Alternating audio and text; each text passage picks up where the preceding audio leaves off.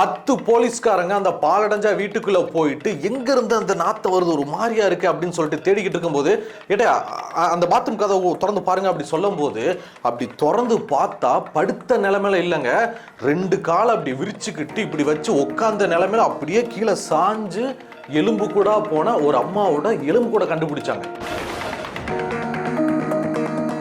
1.5 வருஷமா அந்த அம்மா யாருக்கிட்டையுமே பேசலையே, வீட்டுக்குள்ளேயே இருந்து சாப்பிட்டுக்கிட்டு அப்படி செவனேன்னு கிடக்குறாங்க அப்படி நினைச்சவங்களுக்கு அதுக்கப்புறம் தான் தெரிய வந்திருக்கு 1.5 வருஷத்துக்கு முன்னாடி அந்த அம்மா இறந்துட்டாங்க அப்படின்னும் அவங்களோட எலும்பு கூடு 1.5 வருஷத்துக்கு மேல அந்த வீட்டுக்குள்ள கிடந்திருக்குன்றதே அப்புறம் தான் தெரிய வந்திருக்கு.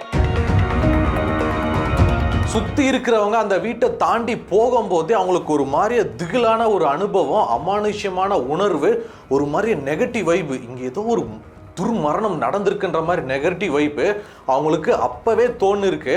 ஆனா அவங்க போலீஸ்காரங்கிட்ட எதுவுமே சொல்லல. 1.5 வருஷத்துக்கு அப்புறம் தான் எலும்பு கூட கண்டுபிடிச்சாங்க. பாத்ரூம்குள்ள போன அந்த அம்மாவோட உடம்பு எப்படி எலும்பு கூட மாறிச்சு, அந்த அம்மாக்கு என்ன நடந்துச்சு அப்படின்றது இப்ப வரைக்கும் ஒரு மர்மமான கேஸா இருக்குங்க. இதை விட கொடுமை, அந்த வீட்டுக்கு 1.5 வருஷத்துக்கு மேல அந்த அம்மா பெத்த பொண்ணு ஒரு போன் கூட பண்ணல. அந்த அம்மா என்ன பண்றாங்க ஏது பண்றாங்க எதுவுமே சொல்லாததுனாலதான் 1.5 வருஷமா ஒரு எலும்பு கூட அந்த வீட்டுக்குள்ள கிடந்திருக்கு அப்படின்றது யாருக்குமே தெரியல. இப்ப என்ன பிரச்சனை அப்படின்னா, கர்நாடகா மாநிலம் பெங்களூர்ல பாத்தீங்கன்னா கொஞ்ச நாளைக்கு முன்னாடி அங்க லோக்கல் ஏரியா போலீஸ் ஸ்டேஷனுக்கு ஒரு கால் வந்திருக்கு. அதை அட்டன் பண்ண பேசின இன்ஸ்பெக்டர் கிட்ட, சார் இந்த மாதிரி எங்க ஏரியால ஒரு வீடு இருக்கு சார், ரொம்ப பாலடைஞ்சு மர்மமா கொடூரமான முறையில் இருக்கு, அந்த வீட்டுல இருந்த ஒரு அம்மாவை இப்ப வரைக்கும் காணோம், நிறைய திருடங்க ஏறி குடிச்சிட்டு போற மாதிரி இருக்கு, கொஞ்சம் வந்து என்னன்னு பாருங்களேன், உள்ள போயிட்டு நீங்க யாருன்னா இருக்கிறாங்களா, தடயம் இருக்கு, அந்த அம்மா உயிரோட இருக்கலாம், கொஞ்சம் பாருங்க சார் அப்படின்னு சொல்லிட்டு அந்த ஏரியா பொதுமக்கள் ஒரு கால் பண்ணி சொல்ல திமுன்னு ஒரு 10க்கும் மேற்பட்ட போலீஸ்காரங்க அந்த வீட்டுக்கு வர்றாங்க.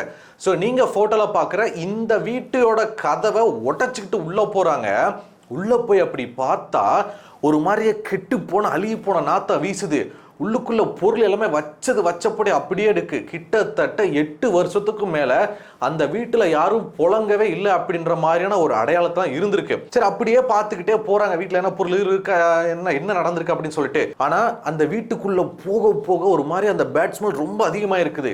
அப்படியே மூக்கு அப்படியே பிடிச்சிக்கிட்டு, ஏட்டா அந்த பாத்ரூம் சைட்ல இருந்தா ஒரு மாதிரி வரும்னு நினைக்கிறேன், கதை உடைச்சிட்டு பாருங்க அப்படின்னு சொல்லும் போது அந்த ஏட்டையா அப்படி பாத்ரூம் கதை அப்படி தள்ளிட்டு உள்ள போய் பார்த்தா ஒரு எலும்பு கூடு படுத்த நிலைமையில இல்லைங்க, அப்படி 2 காலை இப்படி விரிச்சு அப்படியே இப்படி கீழே சாஞ்சா எப்படி இருக்கும் அந்த நிலைமையில ஒரு எலும்பு கூட பார்த்துருக்காங்க. அதுல இருந்து அவ்வளோ கெட்டநாத்தம் வந்திருக்கு. என்னடா இது பாலடைஞ்ச வீடு, பொருள் மட்டும்தான் கிடக்கும் போலன்னு சொல்லிட்டு வந்தா போலீஸ்காரங்களுக்கு எலும்பு கூட கிடைச்சிருக்கு அப்படின்றது போலீஸ்காரங்களுக்கு ஒரு மிகப்பெரிய ஒரு ஷாக்கிங்.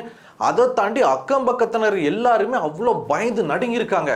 ஏன் அப்படின்னா பல வருடங்களா அந்த வீடு பூட்டி தான் கிடந்துச்சு. அந்த வீட்டில் இருந்த ஒரே ஒரு அம்மா தனியாக தான் கிடந்தாங்க.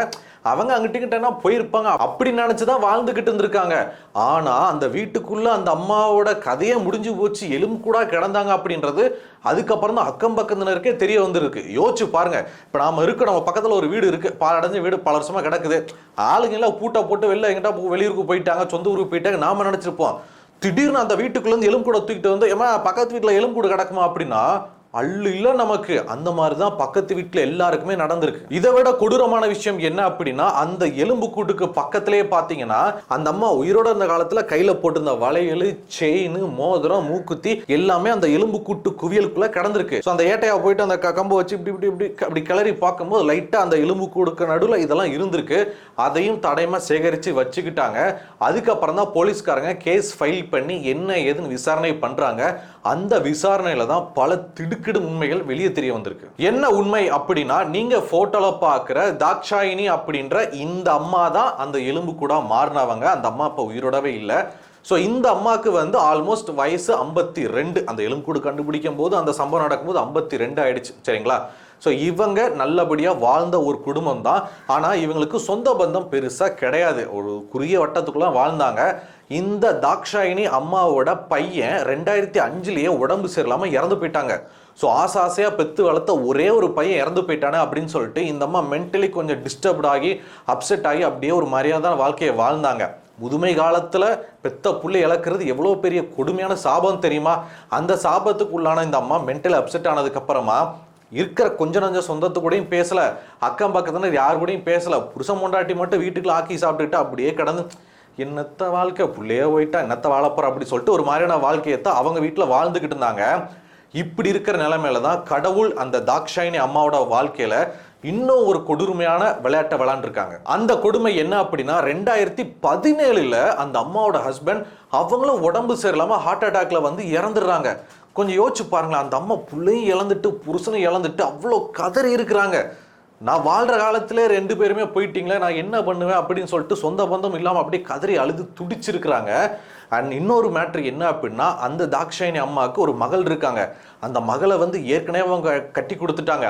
ஆனால் அந்த மகள் வந்து அம்மா கிட்ட பெருசாக பேசுறதுல ஒட்டுறதும் இல்லை. எப்பயாச்சும் வந்து பார்த்துட்டு போவாங்க, அம்மா வந்து போய் பார்த்துட்டு போவாங்க. ஸோ எல்லாருமே இருந்தும் இல்லாத மாதிரியான ஒரு வாழ்க்கையை தான் இந்த அம்மா வாழ்ந்துகிட்டு இருக்காங்க. ஸோ பிள்ளையும் போயிட்டாங்களா, ஹஸ்பண்டும் போயிட்டாங்களா, அந்த வீட்டில் இவங்க மட்டும்தான் தனியாக வாழ்ந்தாங்க. உள்ளுக்குள்ளே சாப்பாடு ஆக்கி சாப்பிட்டுக்கிட்டு ரொம்ப மென்டல் அப்செட் ஆகி அவங்க இருந்திருக்கிறாங்க. ஸோ 2017 அவங்க ஹஸ்பண்ட் இறந்ததுக்கு அப்புறமா கிட்டத்தட்ட 1.5 வருஷத்துக்கு முன்னாடி வரைக்கும், அதாவது இப்போ 2026 இப்போ மிடில் இருக்கும் பார்த்தீங்களா, 2025 ஜனவரி பிப்ரவரி அந்த காலகட்டத்திலேயே அந்த அம்மா வந்து உடம்பு சரியில்லாமல் இறந்து போயிருக்காங்க. அதுவும் எப்படி அப்படின்னு சொல்லிட்டு போலீஸ்க்காக அவங்க ஒரு ரிப்போர்ட்டை கொடுத்துருக்காங்க. ஸோ 2017 அவங்க ஹஸ்பண்ட் இறந்ததுக்கு அப்புறமா இந்த அம்மா அவங்களே வீட்டில் பொங்கி சாப்பிட்டுக்கிட்டு எப்பயாச்சும் பிள்ளைகளை அந்த பொண்ணு இருக்காங்க பார்த்தீங்கன்னா அந்த பொண்ணை போய் பார்த்துட்டு வருவாங்க. எப்பவுமே வீட்டுக்குள்ளே தான் இருப்பாங்க, அக்கம் பக்கத்தினர்கிட்ட பெருசாக பேச மாட்டாங்க. அப்படின்னும் அப்படியே வாழ்க்கை போய்கிட்டு இருந்திருக்கு. அப்படி இருக்கிற நிலைமையில தான் 1.5 வருஷத்துக்கு முன்னாடியே அந்த அம்மா வந்து குளிக்கிறதுக்காக பாத்ரூம் போயிருக்கிறாங்க, இல்லை வந்து ஏதோ இயற்கை உபாதை கழிக்கிறதுக்காக போயிருக்கிறாங்க. அப்படி போகும்போது தான் அந்த அம்மா பாத்ரூம்குள்ளே இறந்து போயிருக்கிறாங்க.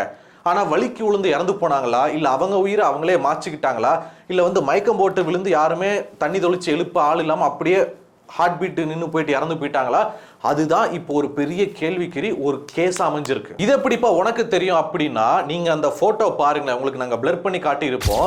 அந்த போட்டோவில் அந்த அம்மாவோட எலும்பு கூட எந்த நிலைமையில கண்டுபிடிச்சாங்க அப்படின்னா, உட்காந்த மேனிக்கு 2 காலை அழிய முட்டி வலிக்குது அப்படி சொல்லிட்டு காலை நீட்டி விரிப்பாங்க பார்த்தீங்களா, அப்படி உட்காந்த மேனிக்கு நீட்டி விரிச்ச நிலைமையில அப்படியே கீழே கவுந்தா எப்படி இருக்கும், அது அப்படி எலும்பு கூட மாறினா எப்படி இருக்கும் கொஞ்சம் யோசிச்சு பாருங்க. அந்த நிலைமையில தான் அந்த அம்மாவோட எலும்பு கூட எடுத்திருக்காங்க.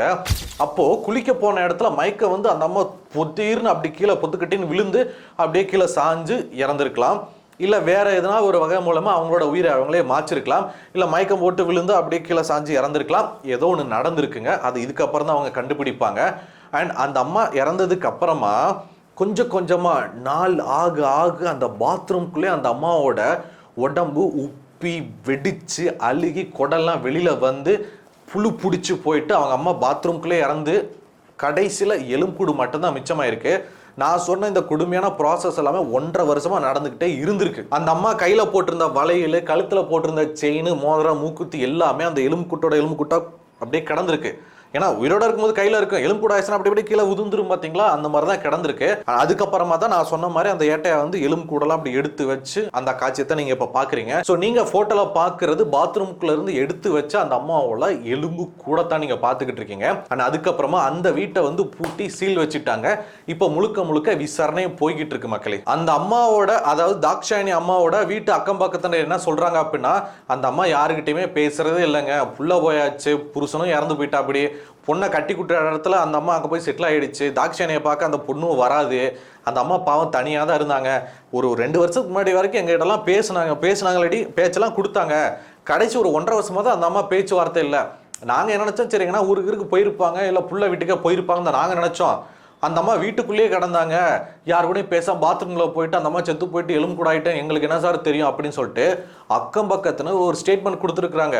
மேலும் என்ன இங்கே ஒரு ரகசியமான ஒரு இதாக இருக்குது அப்படின்னா, அந்த அம்மா உண்மையிலே பாத்ரூமுக்கு போகும்போது வலிக்கு விழுந்து இறந்துட்டாங்களா, இல்லை மயக்கம் போட்டு அப்படியே அன்கான்சியஸ் போயிட்டு அப்படியே விழுந்து அவங்களுடைய உயிர் போச்சா, இல்லை வேற யாருன்னா அந்த அம்மாவோட சொத்துக்காக வீட்டில் இருக்கிற நகநட்டுக்காக அந்த அம்மா ஒரு மாதிரி பாத்ரூம்குள்ளே போயிட்டு பண்ணி விட்டு ஓடி போயிட்டாங்களா அப்படின்னு சொல்லிட்டு பல கோணங்கள்ல போலீஸ்காரங்க விசாரணை பண்ணிக்கிட்டு இருக்காங்க. எதிரிக்கு கூட இந்த மாதிரியான ஒரு நிலைமை வரவே கூடாதுங்க. அப்படிப்பட்ட ஒரு கொடுமையான இறப்பு தான் அந்த அம்மாவுக்கு நடந்திருக்கு. யோசிச்சு பாருங்களேன், நம்ம ஒரு இறந்து போனா நாளப்பின்னா ஒரு 4 பேர் வந்து தூக்கி போட்டாதான் அந்த ஆத்மாவே சாந்தி அடையும். 1.5 வருஷமா அந்த அம்மா உள்ள செத்து போயிட்டு எலும்பு கூட கிடக்குறாங்க, யாருமே தூக்கவில்லை. கடைசியில் எலும்பு கூட ஆனதுக்கு அப்புறம் தூக்கிட்டு கொண்டு போறாங்க அப்படின்னா அந்த அம்மாவோட ஆத்மா எவ்வளோ பாடுபட்டிருக்கும். அந்த அம்மாவுக்கு ஒரு ஆத்மா இருந்தால் அந்த வீட்டுக்குள்ளே எப்படி சுற்றி சுற்றி வரும்? எல்லா விதமாகவும் நம்மளால் யோசிக்க முடியுதுல்ல. ஏன் ஒரு கொஞ்சம் மாதத்துக்கு முன்னாடி கூட சேம் கர்நாடகாவில் இதே மாதிரி 5 பேர் வீட்டுக்குள்ளே பொண்ணுக்கு உடம்பு சேரல, பசங்களுக்கு கல்யாணம் ஆகலன்னு சொல்லிட்டு விரக்தியில் 5 பேர் வீட்டுக்குள்ளே இருந்து கடைசியில் 2 வருஷத்துக்கு அப்புறம் எலும்பு கூட தான் கண்டுபிடிச்சேன்னு அது ஒரு நான் நியூஸ் போட்டிருப்பேன். நம்ம நியூஸில் இருக்க போய் பாருங்கள். ஸோ இது இந்த மாதிரி கர்நாடகாவில் மட்டும் இல்லைங்க, தமிழ்நாட்டில் இந்தியாவில் ஏகப்பட்ட இடங்கள்ல சொந்த பந்தம் பெருசாக அவங்களுக்கு இருக்காது, வச்சுக்க மாட்டாங்க. அவங்களுடைய வாழ்க்கை அப்படியே சுருக்கிடுவாங்க, யாருக்கிட்டையும் பேசவே மாட்டாங்க, அண்ணன் தண்ணி புழங்க மாட்டாங்க, அவங்களே வீட்டுக்குள்ளே இருப்பாங்க. அவங்களுக்கு பாவம் என்ன பிரச்சனையோ கடைசியில் அவங்களுக்கு ஒன்று கிடக்க ஒன்று ஆனதுக்கு அப்புறம் தான் நாத்தத்தை வச்சு தான் கண்டுபிடிக்க முடியுது. இன்னமும் தமிழ்நாட்டில் நிறைய குடும்பங்கள் ஊரோட ஒத்து வாழாமல் தன்னைத்தானே ஐசோலேட் பண்ணிக்கிட்டு தனியாக இருக்கிறாங்க மக்களே. ஒவ்வொரு வீட்டையும் உடச்சி பார்த்தா தெரியும். ஸோ இன்னமும் நம்ம சென்னை இல்லை தமிழ்நாட்டில் இருக்கக்கூடிய பாலடைஞ்ச வீடுகளை உடச்சி பார்த்தா தான் இன்னும் எத்தனை எலும்புக்கூடு கிடைக்குமேன்னு தெரில. ஸோ இந்த செய்தியை பார்க்குற மக்கள் நீங்கள் சொல்லுங்கள், அந்த அம்மாவுக்கு என்ன நடந்திருக்கும், எதனால அந்த அம்மா இப்படி எலும்புக்கூட ஆனாங்க, இதுக்கு பின்னாடி வேற என்ன ஏதாச்சும் ஒரு காரணம் இருக்குது அப்படி சொல்லிட்டு உங்களுக்கு எதனா தோணுது அப்படின்னா அதையும் இந்த செய்தியை பற்றின உங்களுடைய எல்லா கருத்துக்களையும், மேலும் குடும்பத்து கூட பேசாமல் சொந்த பந்தத்து கூட அட்டாச் ஆகாமல் தனியாகவே வாழ்கிற எனக்கு யார் வேணா போங்கப்பா நாங்கள் வேலை கிடக்கிறோம் செத்தா கூட எடுத்து போட யாரும் வராதிங்க அப்படி சொல்லிட்டு சில பேர் ரொம்ப அடமெண்ட்டாக சில பேர் குடும்பம் நடத்துவாங்கல்ல, அவங்க உங்களுக்கு யாருக்காச்சும் தெரியும் அப்படின்னா அவங்கள பற்றியும் எல்லாத்தையுமே பாலாவை என் கூட சேர்ந்து கீழே கமெண்ட்ல தெரியப்படுத்துங்க.